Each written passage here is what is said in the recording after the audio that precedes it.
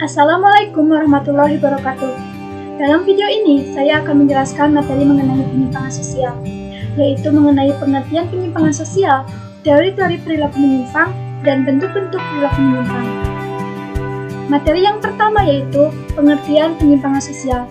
Menurut Robert M. Zilawang, penyimpangan sosial adalah semua tindakan yang menyimpang dari norma-norma yang berlaku dalam suatu sistem sosial dan menimbulkan usaha dari mereka yang berwenang dalam sistem itu untuk memperbaiki perilaku tersebut.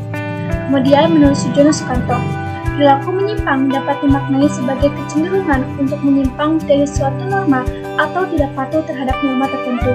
Kemudian menurut Paul D. Horton, perilaku penyimpangan merupakan setiap perilaku yang dinyatakan sebagai pelanggaran terhadap norma-norma kelompok atau masyarakat. Materi yang kedua yaitu teori-teori perilaku menyimpang. Teori yang pertama, teori labeling menurut Edwin M. Lambert. Menurut teori ini, seseorang menjadi penyimpang karena proses labeling yang diberikan masyarakat kepadanya. Awalnya, dia melakukan penyimpangan primer, misalnya suatu saat dia mencuri, maka selamanya dia akan dicap sebagai pencuri. Teori yang kedua yaitu teori pergaulan yang berbeda atau differential association menurut Edwin H. Sutherland. Menurut teori ini, penyimpangan bersumber dari pergaulan dengan sekelompok orang yang telah menyimpang dan diperoleh melalui proses alih budaya. Teori yang ketiga yaitu teori konflik. Dijumpai di kalangan penganut Karl Marx, di mana kejahatan terkait erat dengan perkembangan kapitalisme. Perilaku menyimpang diciptakan oleh kelompok berkuasa untuk melindungi kepentingannya sendiri. Teori yang keempat yaitu teori Merton. Teori ini berusaha menjelaskan perilaku menyimpang melalui struktur sosial. Menurutnya, struktur sosial tidak hanya menghasilkan perilaku yang konformitas sesuai dengan norma, melainkan juga perilaku menyimpang. Materi yang ketiga yaitu bentuk-bentuk perilaku menyimpang.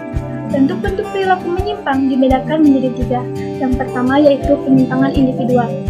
Penyimpangan individual dilakukan oleh individu atau orang perorangan. Tujuan individu melakukan penyimpangan didasarkan karena ia sebagai pribadi tidak dapat menyesuaikan dengan nilai dan norma, atau dengan sengaja melakukan tindakan menyimpang dengan melanggar tata nilai dan peraturan. Kedua, yaitu penyimpangan kelompok.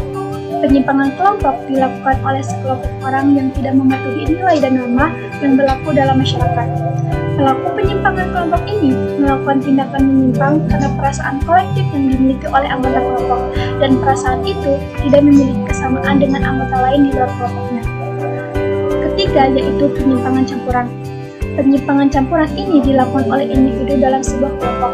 Penyimpangan dilakukan oleh individu sebagai bentuk keterikatan individu tersebut terhadap kelompoknya. Kelompok biasanya melakukan pengorganisasian terhadap individu-individu anggota kelompoknya. Sekian materi yang dapat saya sampaikan. Terima kasih. Wassalamualaikum warahmatullahi wabarakatuh.